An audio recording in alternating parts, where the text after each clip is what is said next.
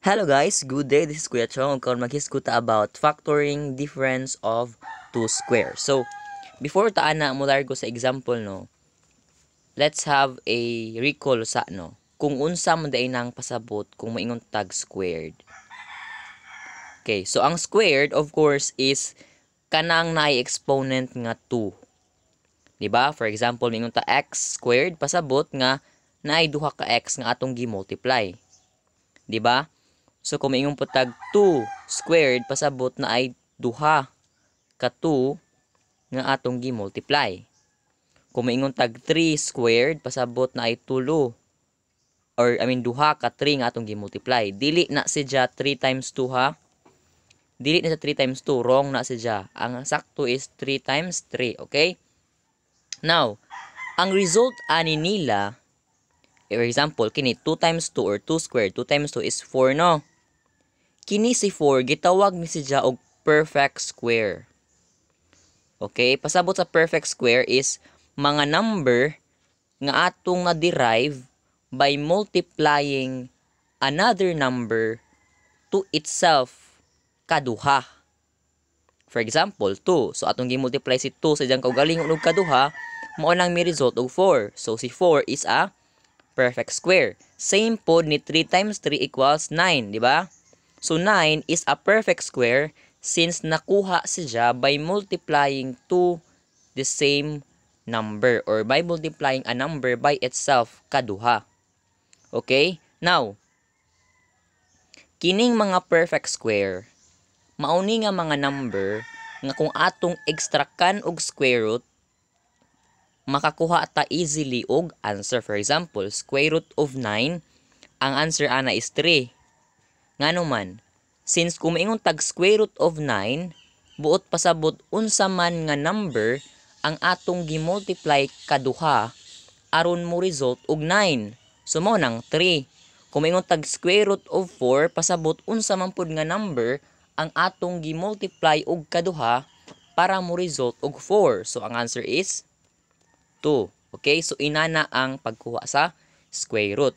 Now, if maingon ta square root of x squared, so unsa man pud nga number or variable ang atong gi-multiply kaduha para mo result og x squared, we have of course x, di ba?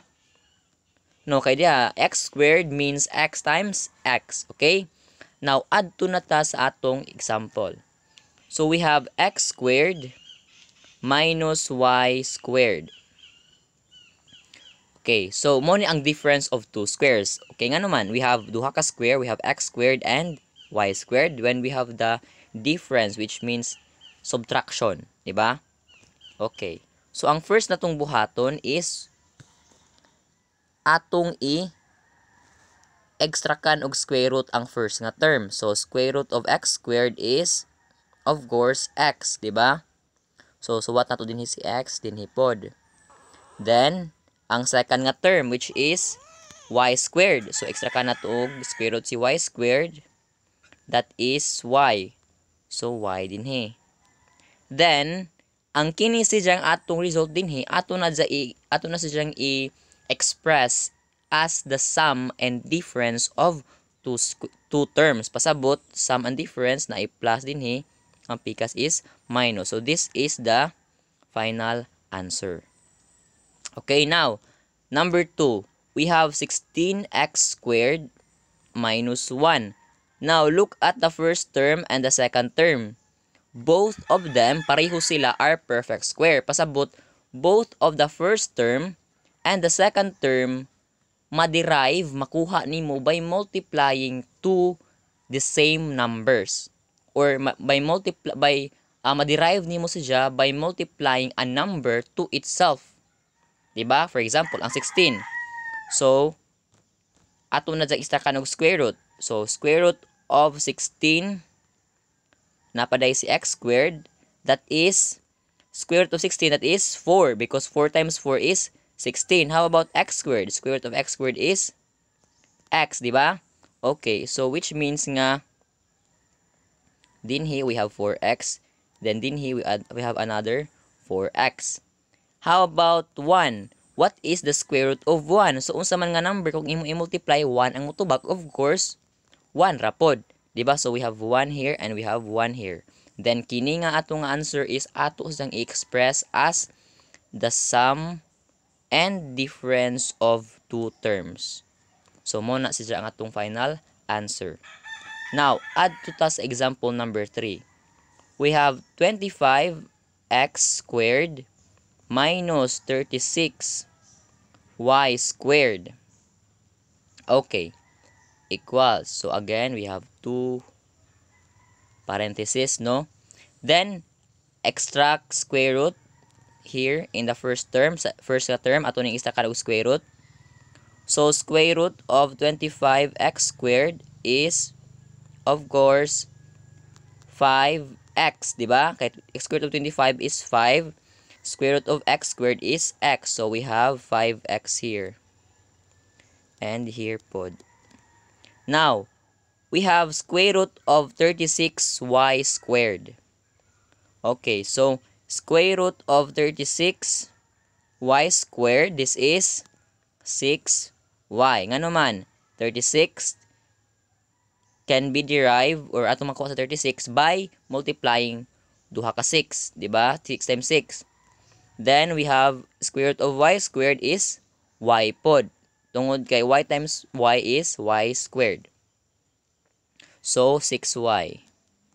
And another 6y. Now, once again, let us express this. Ato nito ipakita as the sum and difference of two terms. So, 5x plus 6y. Ato, balik ko sa water ba?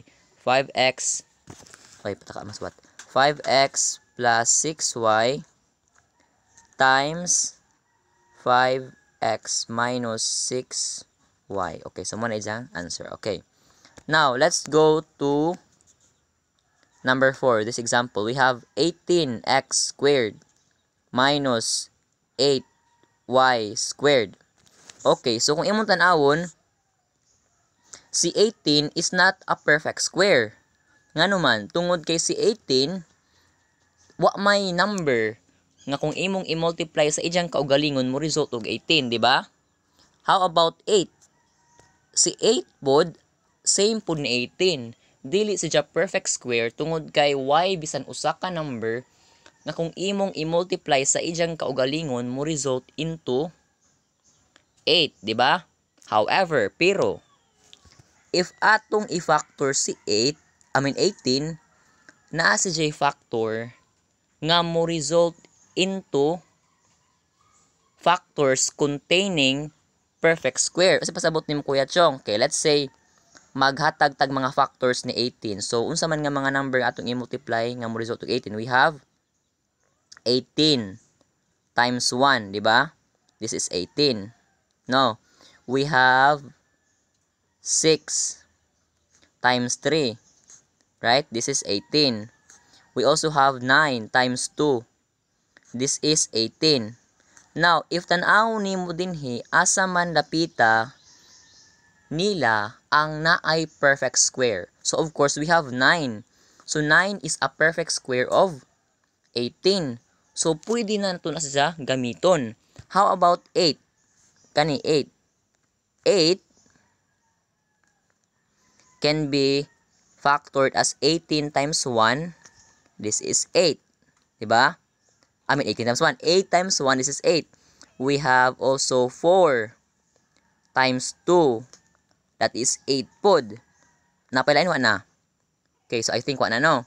Now, if tan-aw na to ang mga factors ni 8, naapod tay maagian nga factor nga naay perfect square, which also naapod sila'y pareha nga partner, which is si 2.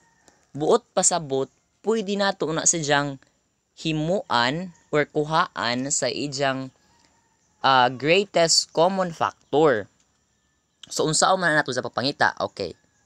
Asang i-delete ha. So, we have 18x squared minus 8y squared. Okay. Now, remember nga 18x squared or 18, si 18 ra, focus na ni 18 og ni 8. We have 9 times 2. Right? Then we also have here 4 times 2. Diba? pasabot nga si 2 mao ilang greatest common. Di ba? Tungod kay pareho ma-divide sila by 2. Nga mo result pod into a perfect square. So atong isuwat si 2. Sorry kay nagwawa. Okay ha, wait sa. We have atong divide si 2 both in the two terms. Then open parenthesis. We have 18 divided by 2. This is 9x squared minus, how about that? 8 divided by 2. That is 4. Then y squared. Okay, kana. Now, naanatay factor kini.